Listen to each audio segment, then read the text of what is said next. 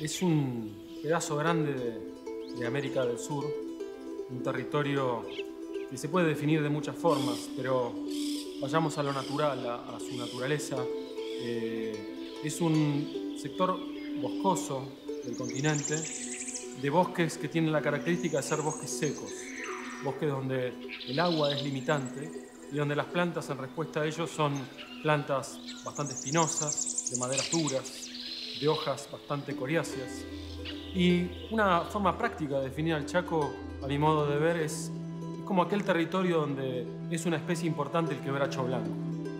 Desde el sur de Bolivia hasta la provincia de San Luis, en Argentina, encontramos quebracho blanco y encontramos estos bosques que podemos englobar en la denominación amplia de Chaco. El Gran Chaco se extiende en Argentina, que es donde más superficie tiene, más o menos el 60% de este ecosistema está en Argentina, un 25% en Paraguay, un 15% en Bolivia y un poquito en Brasil, ahí en el sur.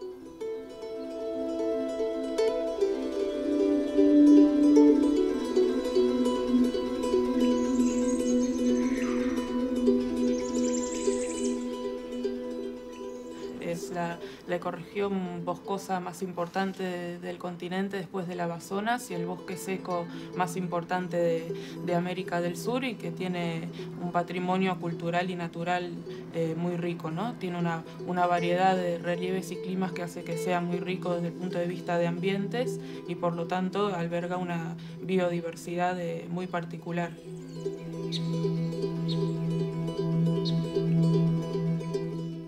Es un ambiente que impone características, un escenario para la actividad productiva bastante diferente a los escenarios que conocemos, que nos hacen más famosos como país, digamos, que es básicamente la producción agrícola-ganadera en la región pampeana. Aquí hay condiciones muy específicas que requieren de otro tipo, que plantean otro tipo de desafíos a la producción.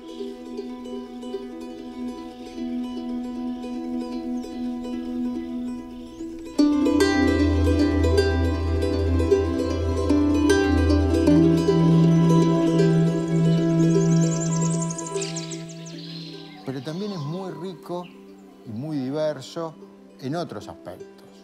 Los aspectos culturales, los aspectos étnicos, que conforman esto que a veces no denominamos ecosistemas, sino sistemas socioecológicos, las plantas, los animales, o el componente físico, el suelo, el clima, y los hombres y las mujeres que habitan en esos lugares, que moldean el paisaje, que se relacionan con esos distintos elementos de una manera particular. En ese sentido, es donde la diversidad del Gran Chaco adquiere una relevancia muy grande.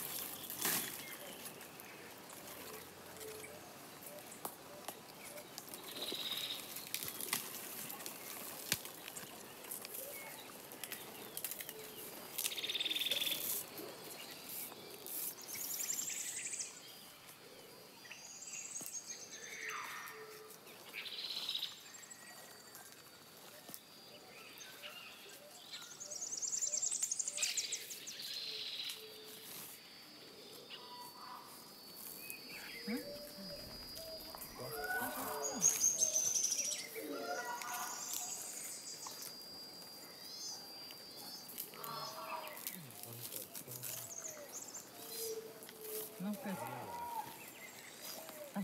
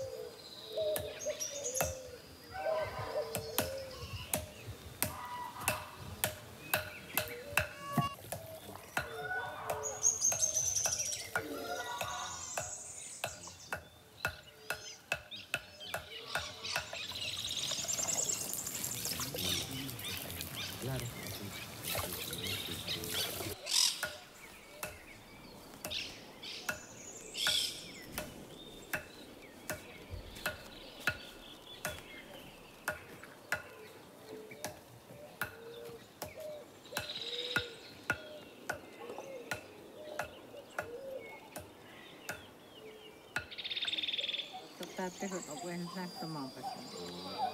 Sokkamaan, ottamme kettoon. Saata on nyt täysin siihen, että me hakkaa päivänsä sisällä.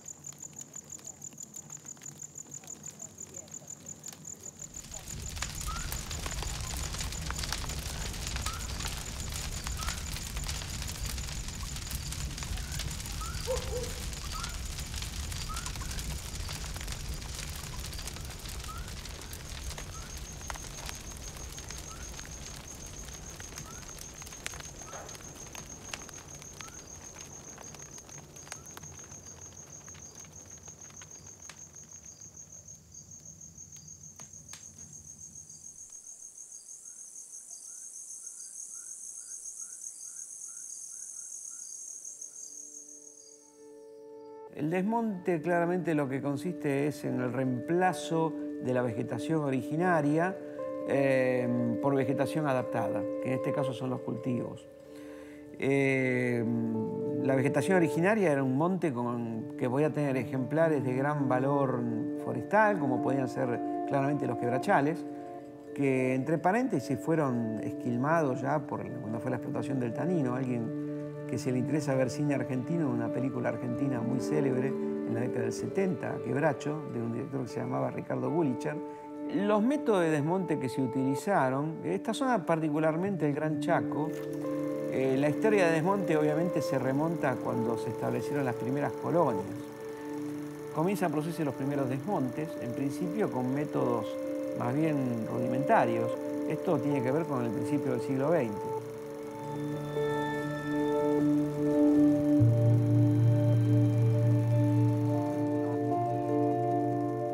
Fundamentalmente el gran motor de todo eso era la producción de algodón. La producción algodonera en la zona chaqueña es lo que motorizó todo esto.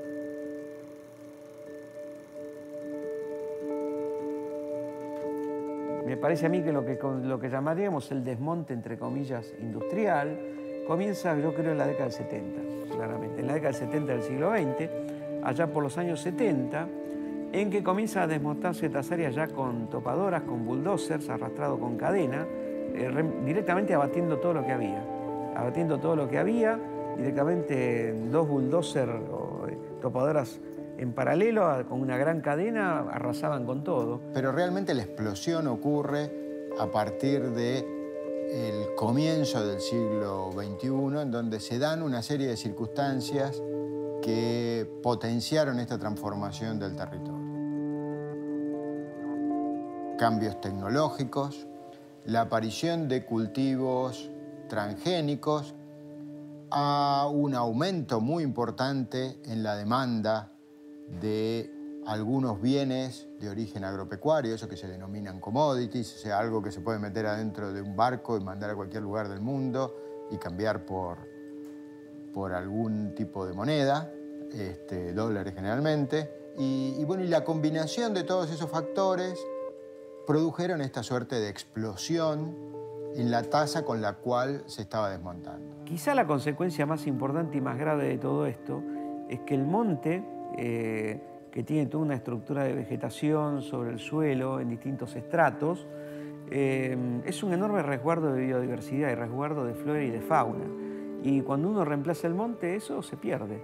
Entonces ahí tenemos una enorme pérdida y creo que no hay forma de recuperar eso realmente. Más allá de sus valores en términos de biodiversidad, de los paisajes, de los ríos que lo atraviesan, el componente social, étnico, cultural del Chaco es realmente riquísimo. Tenemos a los guaraníes, los wichí, los com, los ayoreo. Si algo tiene el Chaco es que es un bosque con gente. Creo que no es casualidad que estemos hablando del Chaco y no de otra región. El Chaco es la región de hoy en la Argentina. Es tal vez el último gran bosque, junto con Amazonia, que queda en el continente y en el mundo. Y a diferencia de Amazonia, alberga suelos muchísimo más productivos para la agricultura.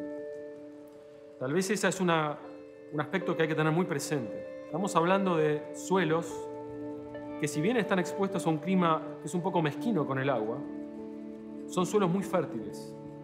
Son suelos que físicamente ofrecen condiciones óptimas para el cultivo. Y eso es un potencial, un valor muy grande y un problema también. Cuando uno está sentado sobre un recurso muy valioso, aparecen demandas, aparecen urgencias, aparecen miedos. El cultivo de la soja en Argentina, Paraguay, Brasil, incluso Estados Unidos, a nivel global es una commodity que no está relacionada con la alimentación humana en forma directa. Mucha gente cree que se siembra tanta soja porque hay cada vez más humanos comiendo soja.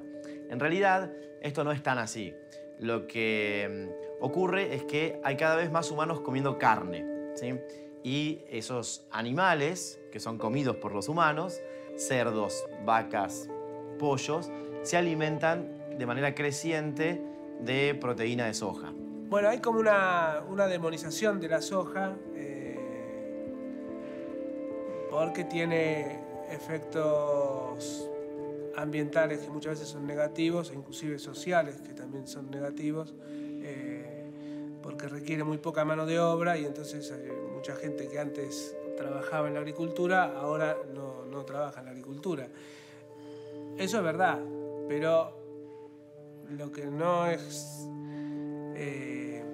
justo es echarle la culpa de eso al productor que produce soja. El productor que produce soja lo hace porque la soja le da más plata. Por un lado porque su precio de venta es muy superior al de otros cultivos, pero por otro lado porque la plata que él necesita invertir o gastar para producir soja es menor que la que necesita para otros cultivos.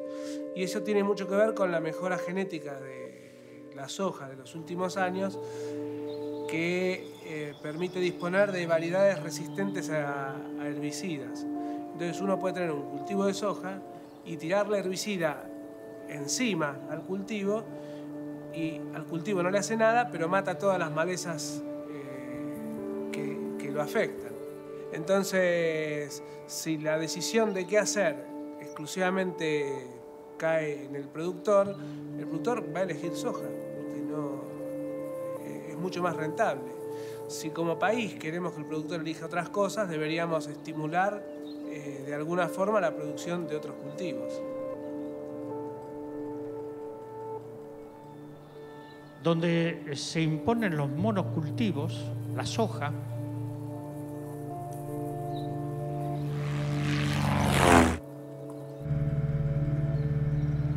ustedes saben que la madre naturaleza nunca generó monocultivos, sino la gran riqueza de la biodiversidad. Pero hay un monocultivo mucho más peligroso que todos. El monocultivo de las mentes creo que es lo más grave, porque es el condicionamiento del ser humano a un sistema de dominación, a un sistema de explotación. Y cuando uno recorre París, así como viajo por el mundo, viajo por el país, podemos ver esto. Las grandes extensiones de los monocultivos, la devastación. Pero esto no se hace en abstracto. En esos lugares hay pueblos originarios. Hay pueblos que necesitan de la biodiversidad porque viven de la biodiversidad. Esas culturas se van devastando cada día, van desapareciendo.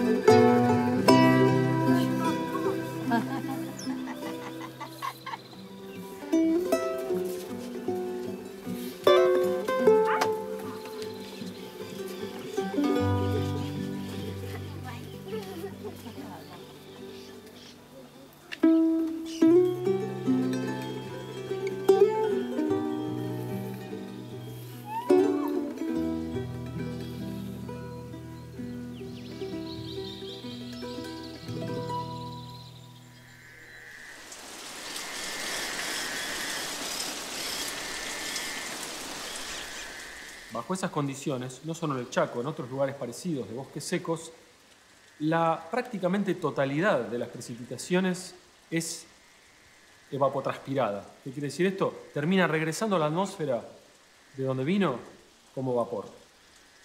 Diciéndolo en términos muy simples, si imaginamos al Gran Chaco como una maceta, por el fondo de esa maceta nunca cae una gota de agua. Todo el agua que entra a la maceta se vuelve a perder como vapor y regresa a la atmósfera. Cuando hacemos agricultura en el Chaco, las cosas cambian mucho. La primera cosa que tenemos que saber es que un agricultor, una de las cosas que busca en un clima seco como este, es asegurarle el agua al cultivo. La búsqueda de almacenamiento de agua trae como resultado que ahora sí una fracción de ese agua que almacenamos se nos escape por el fondo de la maceta. Y ahora sí el agua empieza a viajar hacia las napas freáticas. El producto es este cambio que ocurre en cámara lenta, imperceptible, a mí me gusta verlo como una bestia dormida, que es ese acuífero que empieza a subir su nivel y empieza a movilizar sales y a llevarlas al último lugar en donde queremos tenerlas, que es en la superficie. Esto es algo que ocurre, de hecho, hoy en zonas restringidas del Chaco, y es un problema, y es algo que ha sido muy, muy grave en otros lugares con condiciones parecidas. Al día de hoy, Australia ha perdido el 10% de su tierra arable y capaz de producir cultivos, y la proyección es que pierda el 30% de su tierra agrícola en un par de décadas más.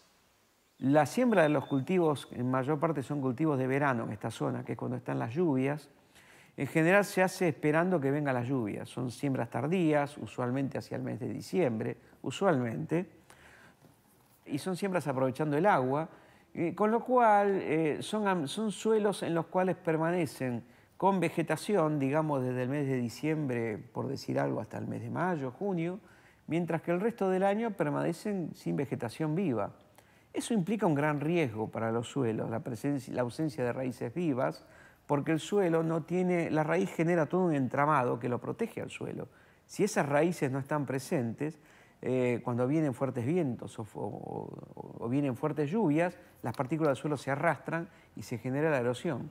Entonces ahí tenemos un serio problema.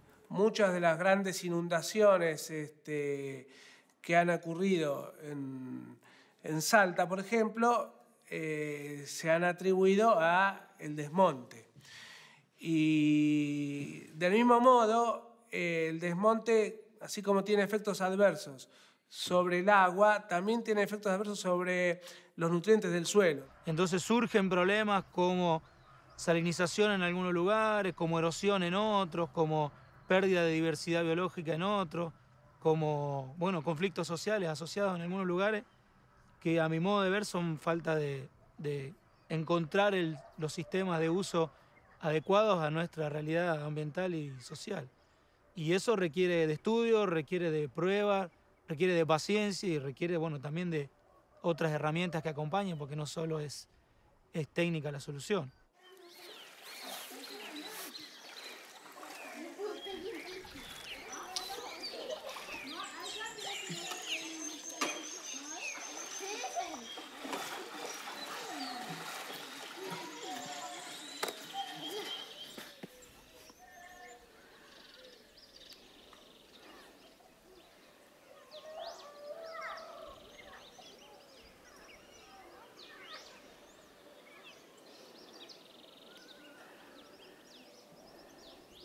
La pregunta más amplia tal vez es, ¿qué hacemos con la población rural? Porque hablamos del territorio. Y en el territorio hay gente, no tenemos que olvidar, que la gente, creo yo, debería dejar de ser un problema para el desarrollo y ser un valor.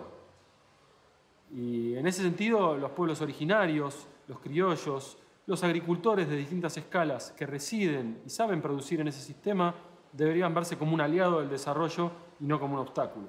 ¿Pero qué es el desarrollo? El desarrollo no lo podemos concebir como explotación. El desarrollo es la relación que existe entre el ser humano y la madre tierra.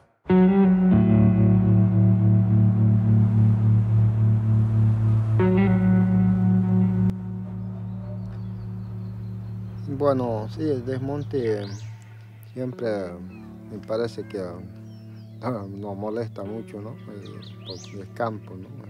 El campo y lo que pierde nuestra cultura, ¿no?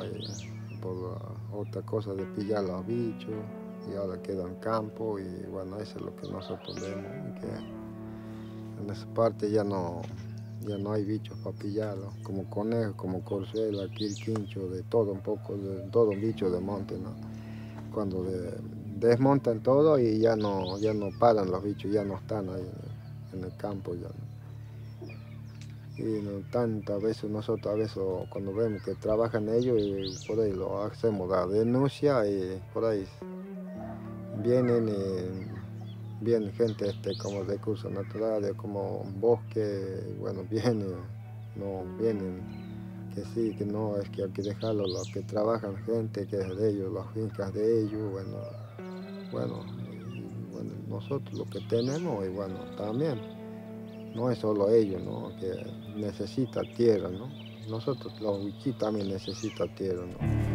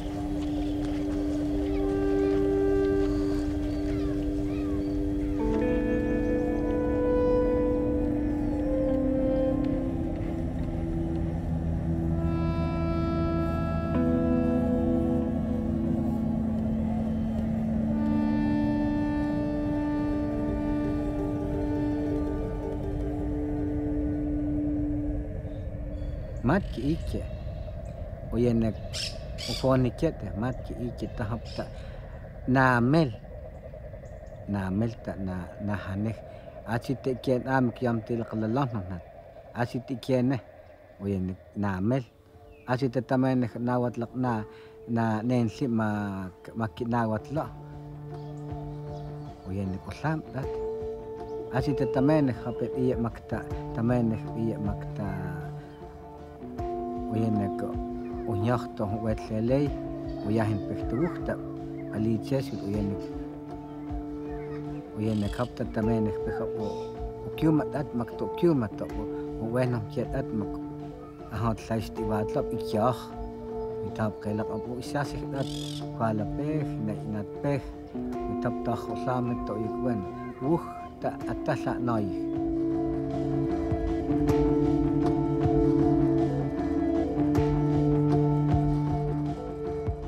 Claramente la principal consecuencia que tiene desmontar sobre los suelos es que el suelo comienza a recibir todo el impacto de las temperaturas, de los rayos del sol y de las lluvias y de los vientos. Y muchas de esas consecuencias negativas tienen la característica de que el sistema va perdiendo capacidad de producción.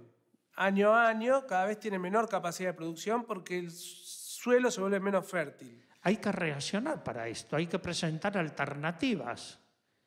Hay que presentar alternativas de país, de desarrollo, de integración, de restablecer el equilibrio. Creo que hay posibilidades de cambio. Y para esto tenemos que pensar en nuevos tipos de producción. Instalar sistemas de rotaciones, desmontar dejando superficies importantes sin desmontar, que eso regula el movimiento del agua mucho mejor que en áreas que están muy extensas, desmontadas. Y además se podría hacer rotación entre soja y cultivos como puede ser el sorgo o el maíz, que recuperan materia orgánica del suelo. Todo eso es agronómicamente factible. El problema es que económicamente da mucho más plata producir soja sobre soja sobre soja. Ahora, es verdad, da mucho más plata en el corto plazo, pero en el largo plazo el suelo se empobrece en tal forma que llega un momento en que no se puede hacer soja ni nada. Y lo que pasa es que muchas veces el que hace soja no es el dueño del campo, sino que es alguien que le alquila el campo a un dueño y por una cantidad de años determinada, y cuando pierde productividad ese campo, va y alquila otro.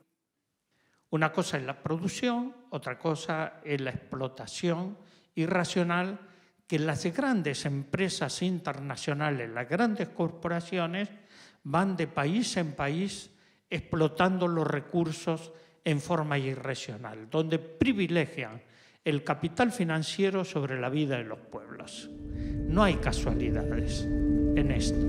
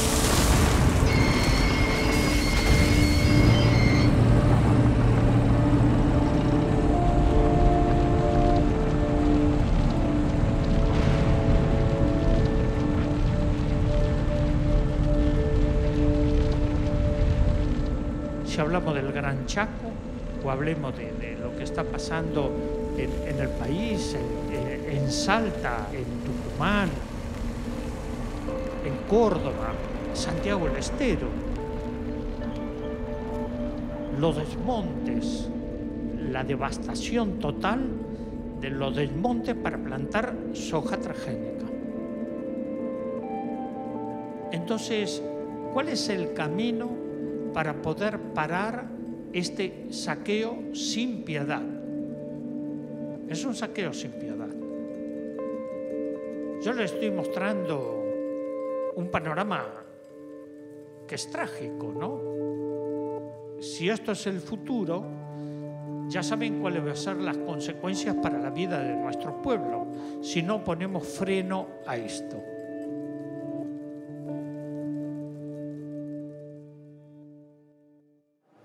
Creo que lo central es que la ley salga, que se paren los desmontes salvajes, el atropello contra nuestra naturaleza, el atropello contra esos bosques nativos que no serían indemnizables porque no hay ninguna posibilidad de restaurarlos, digamos. Lo que se pierde ahí.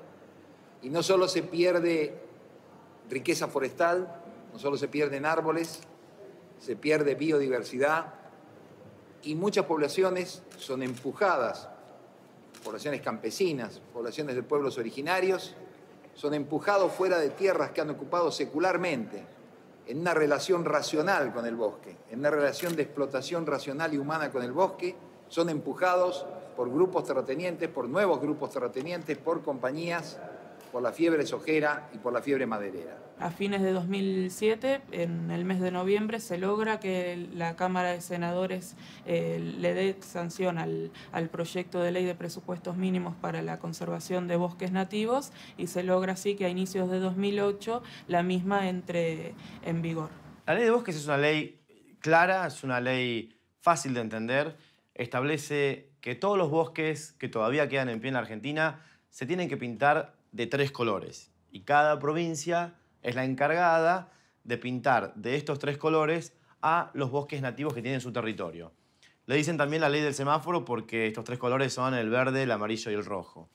El verde implica zona de sacrificio, son bosques donde se puede desmontar. Los bosques que están pintados en amarillo son bosques donde se puede hacer algún tipo de actividad económica, algo de ganadería de monte, extracción forestal, apicultura, etc., pero no se puede desmontar, no se puede cambiar la estructura de bosque por otra cosa que no sea un bosque. Y el color rojo es aquel de máxima protección. Es el color en el cual se puede hacer algo de turismo, investigación científica, pero la intervención es mínima. Uno de los problemas con los que se encuentra una vez implementada la zonificación es el cumplimiento de eso. Y para eso se necesita un sistema de monitoreo. De hecho, cuando uno evalúa el funcionamiento de la ley, que ya tiene 4 o 5 años desde la sanción de las leyes provinciales, se encuentra que un porcentaje muy alto de los desmontes ocurrieron en zonas que estaban prohibidos. Lo que está ocurriendo ahora, en algunos casos, y es sumamente escandaloso, es la trampa.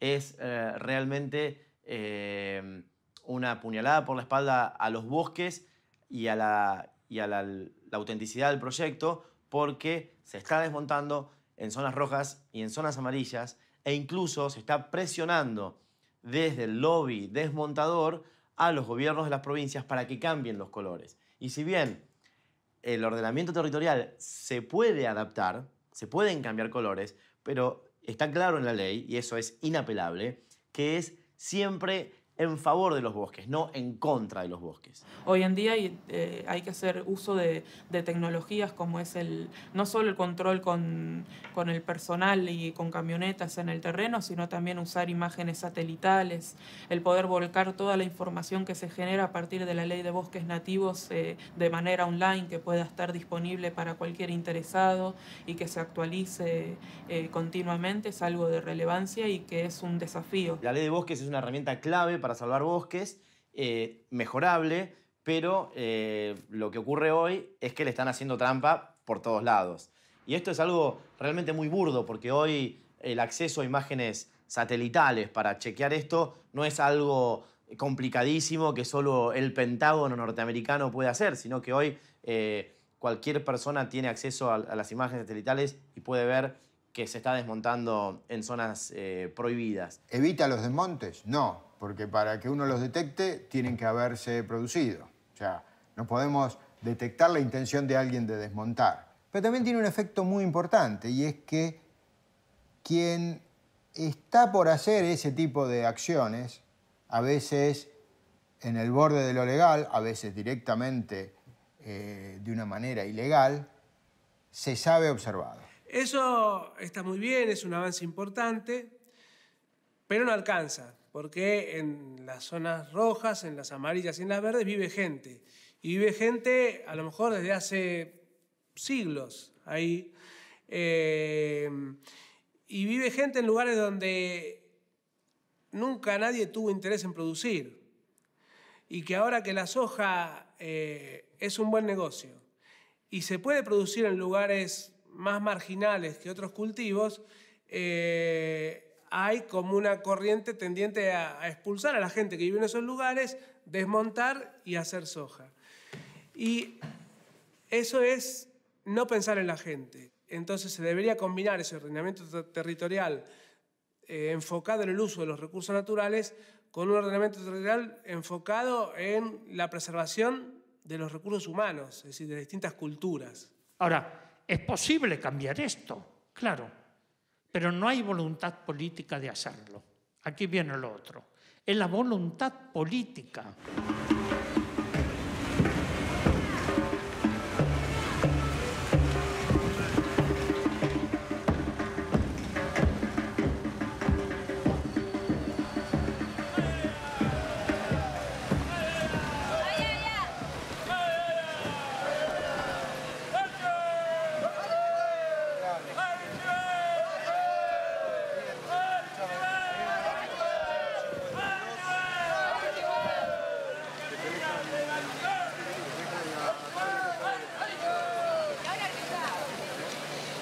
Nosotros, como pueblo indígena, queremos decir a la sociedad que estamos vivos y no queremos sobrevivir, queremos vivir. Estamos cansados de que nos digan lo que tenemos que decir, que nos digan lo que tenemos que hacer. Se nos llevaron toda nuestra riqueza y nos dejaron con una vida miserable, que no queremos ser miserables porque queremos vivir como corresponde.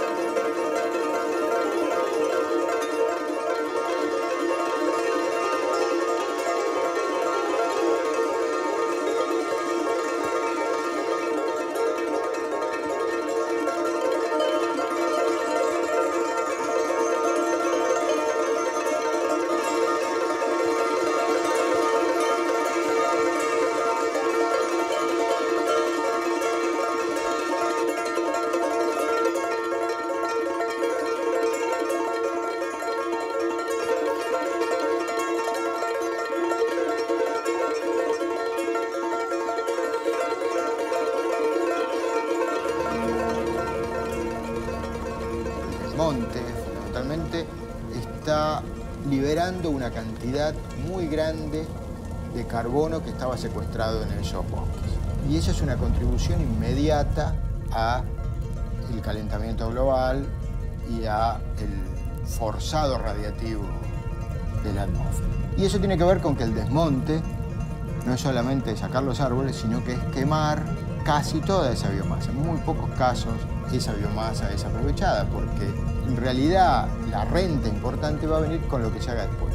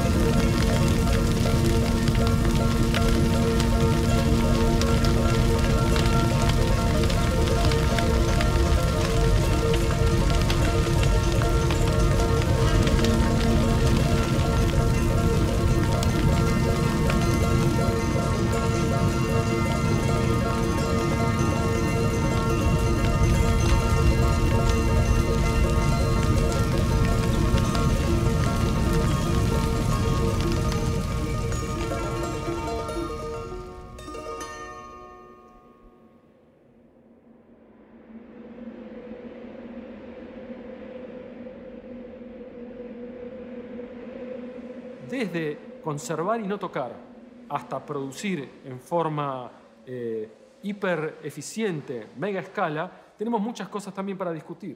Se pueden hacer muchos usos distintos del Chaco y se pueden armonizar muchas cosas. Está claro que hay una serie de problemas ecológicos importantes y sociales importantes, pero también está claro que la solución a esos problemas no es no producir. Nuestro país necesita producir. Creemos que la alternativa más cercana a la sustentabilidad para nosotros es una que sea un poco una conjunción entre varias dimensiones que muchas veces se tratan por separado. La visión que lamentablemente más se difunde es una visión de tipo dicotómica, ¿viste? O producís o conservás. Como que las dos cosas es menos atractivo aparentemente asumir el desafío de conjugar eso en un sistema de manejo integrado. Y las discusiones polarizadas no ayudan. Me parece que cada jugador en el sistema debe tener sus deseos, sus valores y sus necesidades, y articularlo obviamente no es un trabajo fácil, es garantía de conflicto, pero bueno, hacia ahí tenemos que ir de la mejor manera posible. En lo que se refiere a agricultura se pueden hacer rotaciones de cultivos, se pueden hacer deforestaciones o desmontes que no sean tan severos como los que se hacen ahora.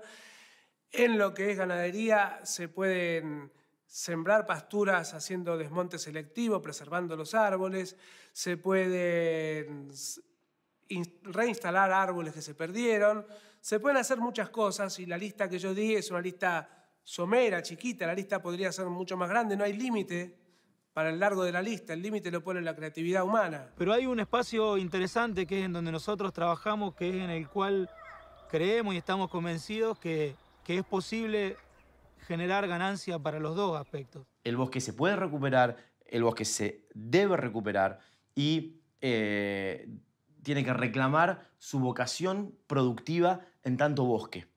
La harina de algarroba, la madera, y me refiero al carbón certificado, la leña certificada, la miel, son las grandes promesas de negocios genuinos, duraderos, sustentables, negocios fuera de un determinado nicho que ojalá empiecen a florecer en el Chaco y ojalá empiecen a florecer los empresarios del bosque chaqueño. El problema es que efectivamente se haga depende del compromiso que asuma toda la sociedad. Y cuando hablo de toda la sociedad hablo de los productores, de los consumidores, de los gobiernos provinciales, del gobierno nacional, de todos.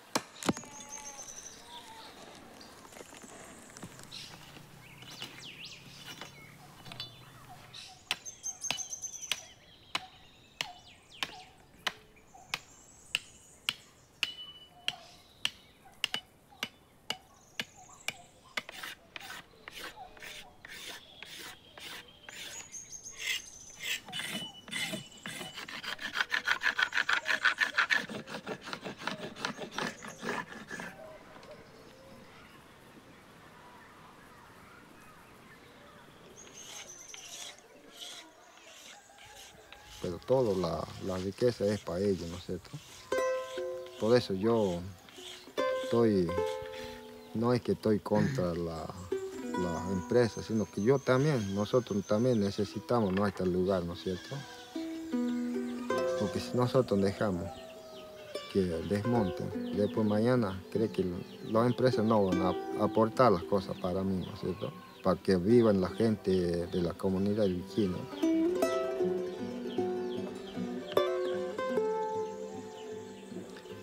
Pero como los originarios siempre van a quedar así como están, siempre van a quedar.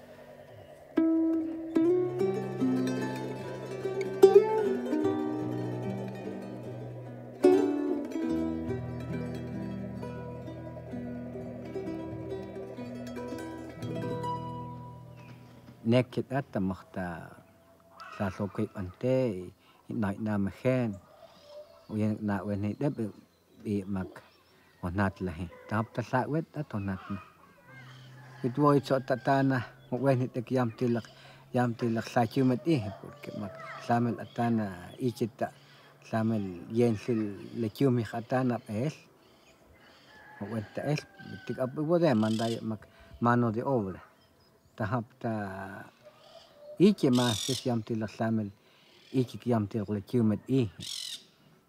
chumet wit ofoni ket yam til samel we tiajo satonat.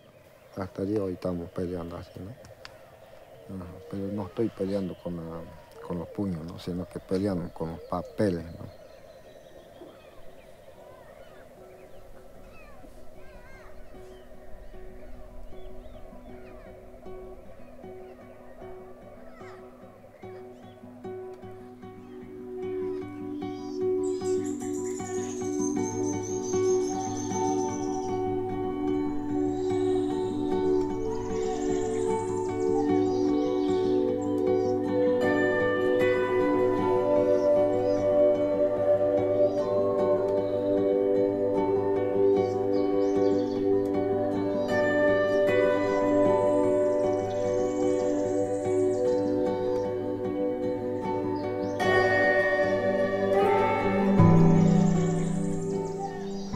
El bosque chaqueño es un tesoro, como lo es cualquier ecosistema natural. Y aunque no lo visitemos jamás, lo queremos. La mayoría de nosotros jamás va a conocer las pirámides en Egipto, pero si nos enteramos mañana que una bomba destruyó las pirámides, estaríamos todos muy tristes. Perdimos un patrimonio. Y el Chaco representa eso para los argentinos y para el mundo en general.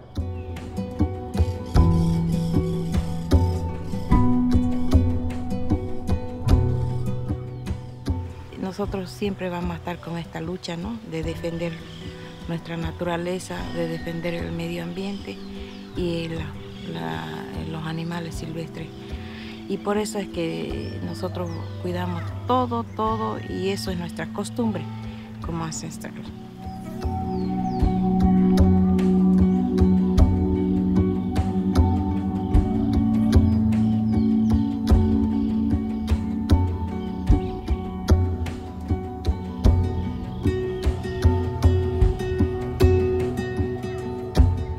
Referencia del aguarahue, el aguarahue es la Pachamama del Chaco, es la esponja que nos da vida y dependerá de él, de nosotros, para que exista el aguarahue y depende del aguarahue para que nosotros vivamos aquí. Entonces eso también hace mucho que podamos reflexionar todos, ¿no? El hombre destruye realmente la naturaleza, pero deberíamos pensar, cuando ya el hombre piense en su hijo y en su familia, tiene que soltar la hacha y el machete y cuidar. Pero en realidad para eso tendríamos que trabajar mucho.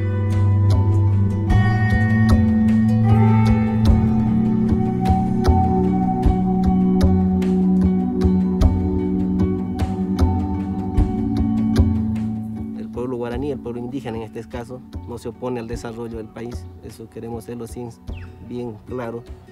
Solo queremos pedir al gobierno nacional de que haya una política alternativa de desarrollo a las comunidades. Mucho se habla de la autonomía indígena, pero en sí no avanza. Pero estamos en ese proceso de lucha para consolidar lo que es la autonomía indígena y la consolidación de los territorios indígenas. Hay que llevar compatibilidad a dos cosas para que podamos salvar lo que es el Chaco sudamericano. Y sabemos que es el pulmón de todo el planeta del mundo.